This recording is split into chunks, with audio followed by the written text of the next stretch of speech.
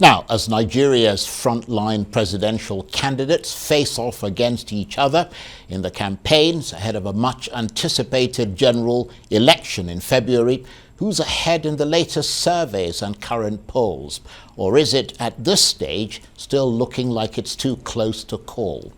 With 4 months to go, the experts are still assessing the key factors that will shape the ballot in the midst of a campaign for an election that's proving to be enormously competitive. So far, there are no absolutely accurate poll predictions that point definitively to a favourite to win, though there have been oscillations from one direction to the next. So what can we expect? Well, much of what can be said at this stage is that we're in the middle of a very high stakes, very tight race, and that the space for Nigerians to participate in the democratic process has been greatly expanded, with many more young people in the vanguard. But how much of a difference is all that likely to make? Well, to help us with an expert assessment, I'm joined now in the studio by Idayat Hassan, Director of the Center for Democracy and Development, an Abuja-based policy, advocacy and research organization with a focus on deepening democracy in Nigeria and West Africa. Thank you very much indeed for coming in. Thank you very much, Charles. What's your assessment of the campaign so far? How noisy, messy and controversial has it been? I think it's been very interesting. It's been full of life. It's kept us all awake. And that excitement that is actually given, I think, is so much, it's a positive because I can see everybody across the country is excited. It's like having a party. It's like Carnival. cooking, you know. It's a carnival and it's just beginning. So far so good. I think that's a positive. And in the last 1 month, we've been hearing parties also make promises and give directions on what they are actually going to do. And I think there has also been very important event for them to speak. We saw what happened in Kaduna. We've also seen the Women Voices meeting here in Abuja also. I think these are all positives. But as at this point, we still do not have a clear definitive of who is likely going to emerge the winner. And this is like Nigeria. Politics, they say that in 1 day, politics can actually change. So while the polls are good and indicative, but the polls are not like they are sacrosanct, particularly with COVID, which has come and changed a lot of dynamics in terms of how polling is done in our own setting. So you're still crunching those polls and making your assessments as you're going on. But what's the latest that you've got so far in that direction? I think so far so good. I remember one of the times I was here, I said that by the time INEC releases our numbers of the candidates, we will start having indication of what it is looking like. So currently we have been able to do our analysis and we can see that out of the 1,488 offices for these elections, our PDP is actually fielding the highest number of candidates at 1,483 of their seats. APC follows with 1,478, and of course this 1,478 is still inclusive of all the candidates who the court have already quashed, both in Rivers and in Adamawa, followed by the NNPP with 1,476. Even the ADC has 1,372, SDP 1,277, and the Labour Party was the last party to make the 6th. And from there we crossed over from the 1,000, fielding 1,099 candidates in this election. So these are like very good indicative, particularly when we look at how elections are conducted in our country. And I think one thing also came very striking to us. We found 4 states where all the parties, so all the 18 parties actually fielded candidates. So these are states, governorship candidates across board. And I think this is Plateau, Taraba, Akwa Ibom, and Abia State. So these are becoming very important states to actually watch in the elections. And what has also been interesting is that while we are talking in terms of third parties, party candidates, and how this has actually spiked the whole attention, the third force. The third force is not just at the national level. The third force has fastly emerged across the country. That's a good point. Yeah, and this is very, very good, particularly by the time we start looking at how the vote will go and how winners might actually emerge. So these are indicative. But I also think that for 1 month of campaign, we have seen a lot of tension. We've seen a lot of tension. I think as at the last time we looked at our data, we were able to see using Hacklead that we had like 169 incidences of political violence, but that is ahead of the campaign. I think in 2 weeks' time we'll have an updated data which will actually give more indicative. But during this period, we have seen that the ability to campaign, access to campaign, we had actually mentioned in one other report, thinking that maybe it will just be insecurity, but most importantly, political violence and attempt to use the power of incumbency to scuttle the process have continued to emerge. And this is really, really worrying across the country. In many states, people have made onerous, very difficult the ability to campaign for other parties. People are asking for 5 million deposit, insisting 10 million. You campaign in a primary school, you ask and write for 2 weeks to get the approval for it. I think these are very worrying signal of what the campaign season will look like, aside from political violence in Kaduna, Zamfara, and elsewhere that we have actually... Well, in that respect, given your role as one of the most respected think tanks in this election, which obviously is absolutely key, I wonder what you think or what you fear could really undo this election. I think a lot of things could actually undo the elections. One is the prevailing insecurity pervading different parts of the country. Elections is a stakeholders affair. But these elections will be conducted against the background of prevailing insecurity. And if this insecurity are not curbed, it might actually be difficult to declare a win, and accessibility of polls.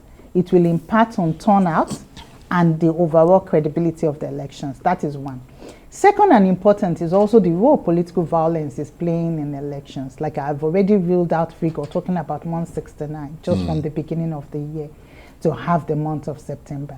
This is likely to actually increase, and it is increasing, particularly when you look at the numbers of non-state actors with arms in their hands.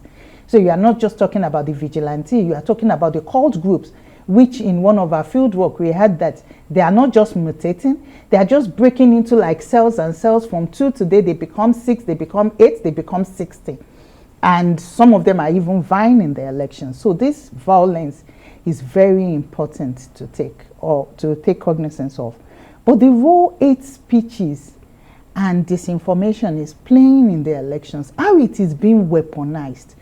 It is being weaponized not just to damage the character of candidates, but the overall effect is to rig people's mind that even by the time we get to the polls on that day, we are just there, people are just voting, and I don't even know what we will be watching if their mind has already been rigged before they actually appear at the polls to cast their ballot.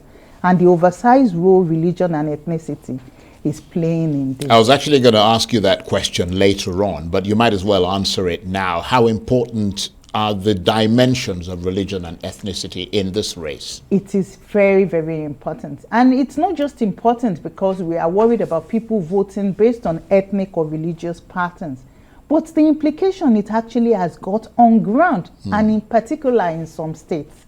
So this is not just a national level problem, it is also a subnational problem because it takes different forms and dynamics. So if you take Lagos as an example, the role ethnicity would be playing in these elections will be a lot. And if you even look at it from the angle of 4 parties, not just 3 parties, you do know that we have Lagos is a no man's land. It's predominant, it belongs to the Yoruba people. We have a huge number of Hausa and side Igbos in Lagos, and they all have special areas. So the level of challenges you have in that place is actually higher. Then you have states like Taraba, you have states like Plateau, you have those states where, when we were talking, what do we call it, electoral prophetism is ranging like everybody. You even have the prophet. They are not just using the podium to preach. They are even using it to determine who will win. In this contest, if you look at our history and these elections, at every opportunity, we should be placing it against the background of the old Western region, the 1964-65 happenings, plus the 2011 post-election violence, where people do not even know how winners emerge.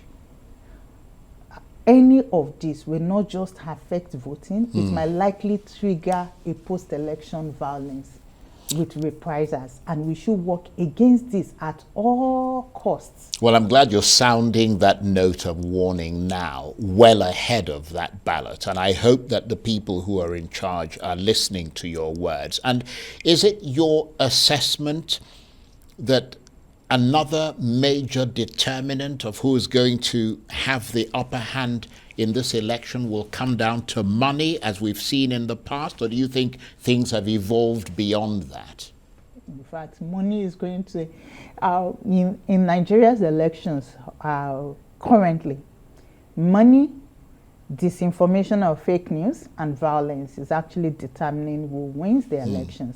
And when you look from the primaries of all the parties, like even the smaller parties, we had allegation of people giving out $100 or $200, none was excluded. We saw increasingly the role money plays in the elections. And even the citizens, it's not just vote buying. The whole idea is now vote trading. With the level of poverty in the country, people are refusing to vote. This is not a new phenomenon. We saw it since 2014. It has just become more hydra-headed. And I remember in the 2019 election, some people even refused to vote in Adamawa because they were offered 200. They were looking for the highest bidder before they vote. And here, in these elections, money will actually be weaponized. So what about all this, there's a greater sense of awareness this time, and a lot of people are saying that they're organizing their own things themselves and not expecting the parties or the candidates to pay for it. But how many are those people in the real sense? And we should also understand the urban-rural divide in elections. And even when you look at the turnout, the rural areas actually contribute a higher percentage of the vote than this urban area.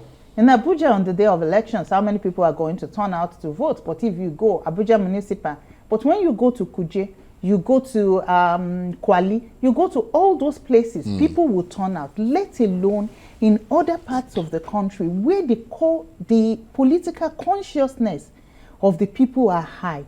But this political consciousness must also be greased, and where the politicians are also weaponizing this money. It's not like they are bringing the money in such a way that it will actually be very difficult to reject. And I'll give you an analogy. We had one of our colleagues at the office from the United States during one of the elections, and the guy asked us, he put it to us and said, but wait, if I'm going to, then dollar was quite high, that if I was going to get like around $15-18 for 5,000 naira, do you mean that, don't you, I think I would actually have voted during the 2016 US governorship elections. He actually said that, which meant that in spite of him being Western, that money could actually still have been. It's a powerful inducement. It's a powerful inducement. Yeah. So if it could induce anybody, why shouldn't it induce people who scrape on regular basis? Yeah, that's a good point. And we've seen in the past the significant role of kingmakers in the elections. Are you aware of any kingmaker hands being put on the scales behind the scenes in this election? And is that likely to make a difference? It will make a difference. By kingmakers, it's not just one kingmaker. Normally, the voters should be the kingmaker. But the structure of Nigeria elections means that there are kingmakers at every layer of government. So you are not talking about these national kingmakers people talk about, and that is what is called structure. There is a kingmaker in the local government. There is a kingmaker at the state level. And those kingmakers are the ones that were mobile, even at the polling unit, at the ward level, And those are the ones that will actually mobilize the vote. And I give you an anecdote, again, from one of my field work, just this elections. So a politician in one of the northern states said, like, listen, Professor, I know politics more than you. You take it, you can write, but I know implementation. I was able to deliver 403 votes from my polling unit using just 500 naira, while somebody paid people 4,000 and even gave a wrapper. At that point, that man is a kingmaker, because all he has to do is to mobilize people and deliver his polling unit. And when you look at the strategy for these elections by the parties themselves, it is a deliver your polling unit strategy. They are not going to the ward level. They are focusing right at the polling unit to bring out the vote, protect the vote, and do whatever they really want to do at that level. So given all this, and that's a pretty sterling assessment, do you think Nigeria faces a dangerous election in 2023, or a hopeful election, or is it a double-edged sword? It's a double-edged sword, actually. It is going to be, it's a positive one if you look at the development, the fact that even the young people are very excited and interested in these elections. It keeps all of us awake, it keeps pundits analyzing and going on the field. So that's positive.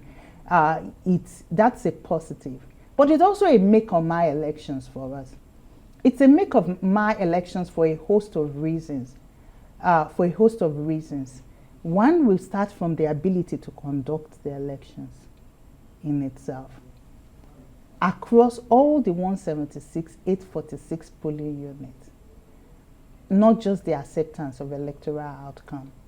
There are constitutional issues, there are violence issues that we really have to deal with. There is the issue of how people can weaponize fake news and turn things into things. And what we are seeing on social media is also scary, because people do not know how winners emerge. People just believe that if I'm here and some couple of people can actually vote for me, I will emerge winner. Not knowing. And people who claim to know. And a lot of people like my post. Yes. Then I'm likely to win. Yeah. Some say, like, I have 5,000, 500,000, 5 million followers. If that will actually translate to votes.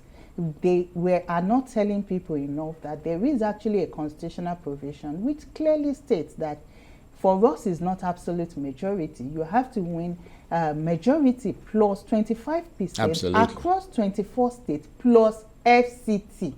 You see, even the plus FCT, we never And is talk that about arithmetic that is crucial, isn't it? And this arithmetic is very crucial. This arithmetic is what should actually keep the politicians up to ensure that they are winning like that, both for the presidential elections and for the gubernatorial elections. Like, these are important things. Yeah. Securing peace. That's a very good point. And whilst we're waiting to get to that point when voting actually takes place and to see, whether people get that arithmetic right, are there some ideological trends? Perhaps the word ideological isn't the right one, but nevertheless, are there some ideological trends that are emerging? For instance, is there a party that people who struggle financially are more likely to vote for? Is the business class likely to go for a particular party, and so on? Is there a party that poorer people believe will lift them out of poverty? I think there is only one party that people, you can say it's driven or linked to a form of ideology, and that's the Labour Party, where the young people continue to identify with, whom it's like a vehicle on which the young people themselves are vying in these elections. And those young people are the young people online also, because there are categories. So the online category, some of it which is translating offline, are showing interest in this particular party. But it doesn't mean that in the Northwest, in the Northeast, in the Southeast, or in Southwest, people do not also have ideological leanings. So the young people will actually have a way of impacting on the elections, but it cannot be said that they are going to determine these elections. I think for us, as a country, we have not evolved to like Kenya or to Zambia. We are yet to reach that level And the campaign messages also are not resonating with the people the way it has been done in all these other places. Right. So ideologies are, is it fair to say, personified by the candidates? Because there are people who suggest, for example, that the PDP with Atiku Abubakar tends to attract more of the business class. I just think that they are more sloganeering. Yeah, thankfully we have seen the Atiku's manifesto come out of his policy, but it does not really mean that it would be in Nigeria politics. They say that one day is too long in politics. They are always talking about it, which means alliances at any point could change.